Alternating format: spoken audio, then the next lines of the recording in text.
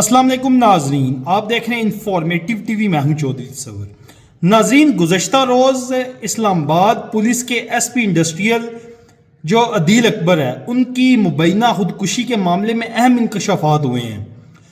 یہ بھی کہہ رہی ہیں کہ انہوں نے خودکشی کی، یہ بھی کہا جا رہا ہے کہ ان کو گولی ماری گئی، یہ بھی کہا جا رہا ہے کہ ان کے ڈرائیور نے ان کو گولی ماری۔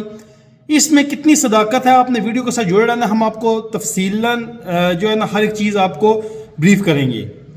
اب میرے پاس 3-4 میرے ذہن میں پوائنٹس آتے ہیں جس میں ہم گفتگو کریں گے۔ سب سے پہلے یہ کہ اگر ایس پی عدیل اکبر نے خودکشی کی ہو، گولی ماری ہو، تو یہ جو ہے نا اسی ٹائم 4:23 پہ یہ اپنی پروموشن کو پرسیو کرنے کیوں جا رہے تھے۔ 4:23 پہ انہوں نے اسٹیبلشمنٹ ڈویژن میں کال کی، انہوں نے کہا کہ ملاقات کرنے کے لیے، انہوں نے کہا جس کو کال کی انہوں نے کہا کہ 4 بجے میں نے ڈیوٹی آف کر دی ہے، میں آفس سے نکل آئی ہوں، اب ہم کل ملاقات کریں گے۔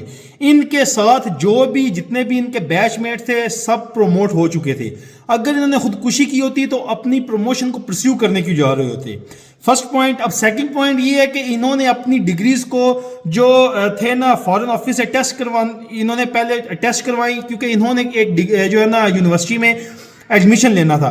تو اگر انہوں نے خودکشی کرنی ہوتی تو یونیورسٹی میں ایڈمیشن لینے کے لیے یہ کیوں سارا کچھ کرتے؟ اب تیسری بات ہے کہ کچھ یہ بھی پروبیبلی یہ بھی ہو سکتا ہے کہ انہوں نے اپنے جو گن مین ہے اس کو کہا ہو کہ اس کے پاس SMG AK-47 تھی، انہوں نے کہا کہ مجھے یہ دکھاؤ۔ جب اس نے دکھائی، اس نے میگزین نکال لی، انہوں نے کہا کہ اس کو صاف نہیں کرتے، مجھے میگزین دکھاؤ۔ موسٹ پروبیبلی یہ بھی ہو سکتا ہے۔